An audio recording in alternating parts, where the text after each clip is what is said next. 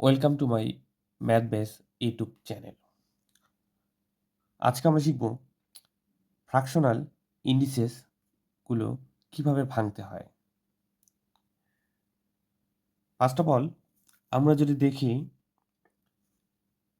X to the power m divided by n, এরকম একটি fractional ইন্ডিসেসকে আমরা যদি খেয়াল করি, এটিকে আমাদের লেখা যায় কিভাবে, x to the power 1/n multiply m. আমাদের এটি আগে বুঝতে হবে।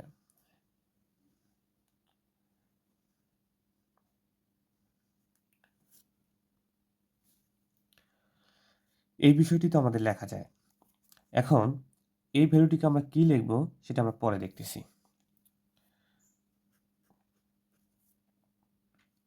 এখন একটি জিনিস মনে রাখতে হবে, এই মনে রাখা জিনিসটাকে আমরা লিখতে পারি একদম টানা মুখস্থ, অর্থাৎ টিএম, টানা মুখস্থ করবেন আর কি। যেমন আমাদের যদি থাকে 1/2, এটিকে আমরা লিখতে পারবো স্কোয়ার রুট। আমাদের যদি থাকে 1/3, এটিকে আমরা লিখতে পারবো কিউবিক রুট।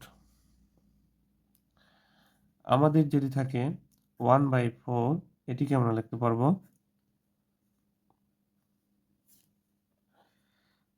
কোয়াটিক রুট। যদি আমাদের সামনে থাকে 1/5, এটিকে আমরা লিখতে পারবো ফিফথ রুট। এই বিষয়টি আগে আমাদের ভালো করে বুঝতে হবে এবং এটি মনে রাখতে হবে। তাহলে আমরা 1/2 একে লিখতেছি স্কোয়ার রুট, 1/3 এটিকে লিখতেছি কিউবিক রুট, এটি 1/4 এটিকে লিখতেছি আমি কোয়াটিক রুট, 1/5 এটিকে লিখবো আমরা ফিফথ রুট। তাহলে 1/n এটিকে আমরা লিখব nth রুট, এটাকে বলা হয় স্কোয়ার রুট। এটিকে বলা হচ্ছে কিউব রুট, এটিকে লেখা হচ্ছে কিউয়াটিক রুট, এটিকে ফিফথ রুট, এটিকে লেখা হচ্ছে nth রুট। এই বিষয়টি আগে আমাদের বুঝতে হবে। তাহলে ফাংশনাল ইন্ডিসিসের ম্যাথগুলো একদম পানির মতো সহজ হয়ে যাবে। এটা তো আমরা বুঝলাম। এখন এখানে আসি। আমরা এখানে দেখতে পাচ্ছি x to the power 1/n। আচ্ছা, আমরা 1/n কে কি লিখতে পারি? nth রুট লিখতে পারি। তাহলে যেখানে 1/n টা আছে, এটিকে আমরা না লিখে এভাবে লিখতে পারি n,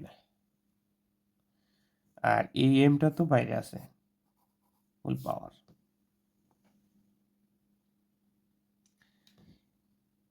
এটিকে বলা হয় ফ্র্যাকশনাল ইন্ডিসেস।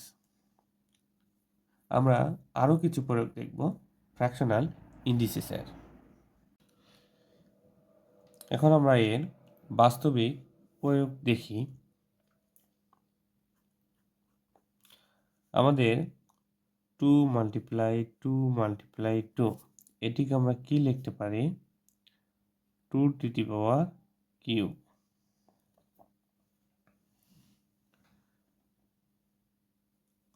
অথবা এটিকে আমরা এর ভ্যালু লিখতে পারি 8। এখন আমরা এই 2 two the power 3 equal to 8, এই বিষয়টিকে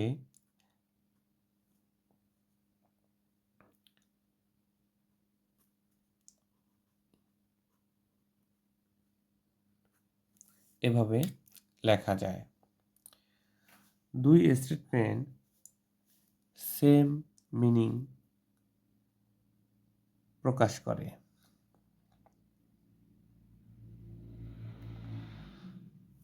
এটিকে আরেকভাবে লেখা যাবে এখন কিউব রুট 8 ইকুয়াল টু 2।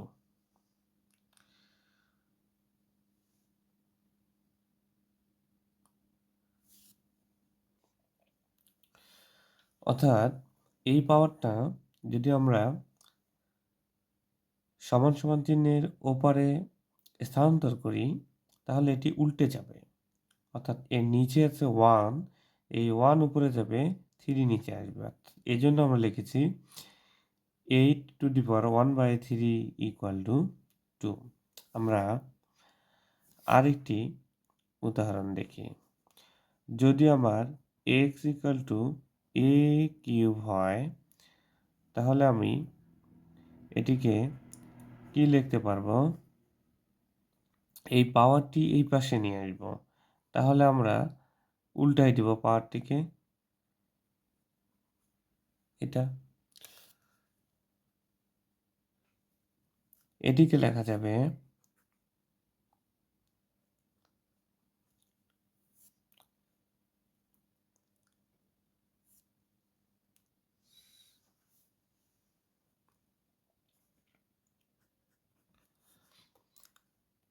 এখন যদি a to the power n equal two b হয়, then we can write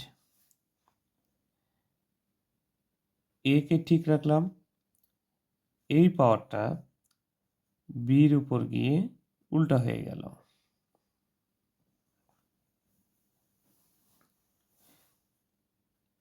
এটিকে আমরা লিখতে পারবো a equal to n root b।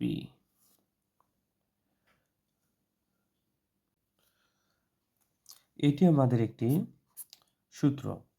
অর্থাৎ a to the power n equal to যদি b হয়, এটাকে আমরা লিখতে পারবো a equal to n root b।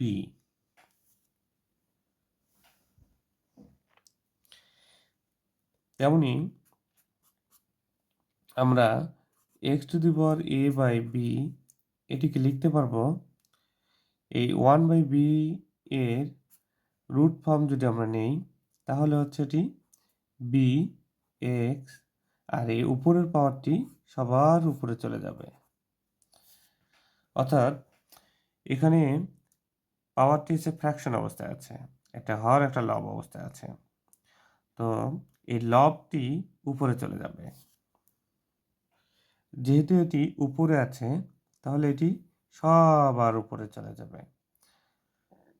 তাহলে এটি যদি উপরে চলে যায় তাহলে পরে থাকবে কি 1/b। আমরা তো কিছুক্ষণ আগে দেখলাম 1/b কে লেখা যায় b রুট x। তাহলে ইন্ডিসিসের ফ্র্যাকশন যে ফর্মগুলো আছে এই ফর্মগুলোর জন্য আমাদের এই দুটি সূত্র কাজে লাগবে। তাহলে আমরা এটাকে ভাঙতে পারবো। আসলে এটাকে যদি ভাঙতে পারা যায় তাহলে এটি কাঙ্ক্ষিত ফলাফল পাওয়া যাবে। আমরা কয়েকটি উদাহরণ দেখি।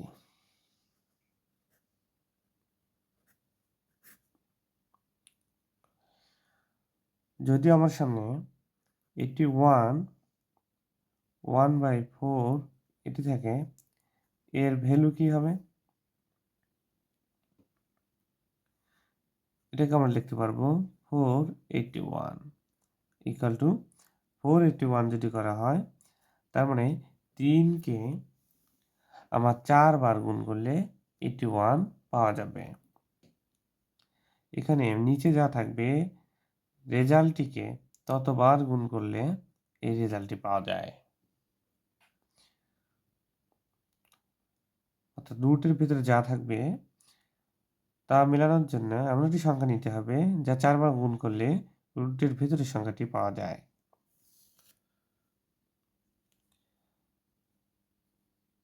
এখন যদি আমরা বলি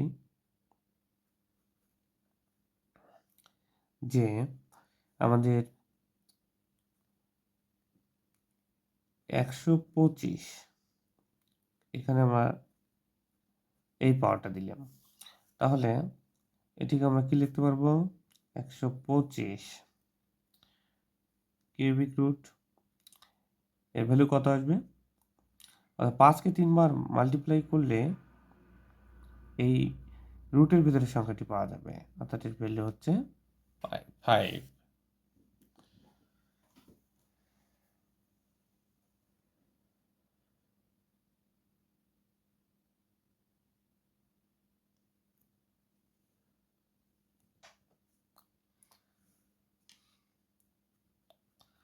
যদি আমাদের মাঝে এরকম আমাদের সামনে যদি 27 2/3 এরকম একটি ভ্যালু আসে, তাহলে আমরা এটিকে কিভাবে বের করব?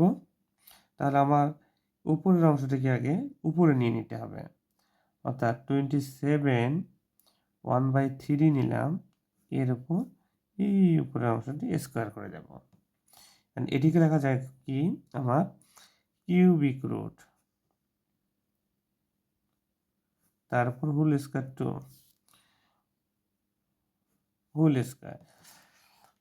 এখন এই 27কে কোন সংখ্যাকে 3 বার মাল্টিপ্লাই করলে 27 হবে? আমরা ফাইন্ড আউট করলাম 3 স্কোয়ার, এর ভ্যালুটি হলো 9।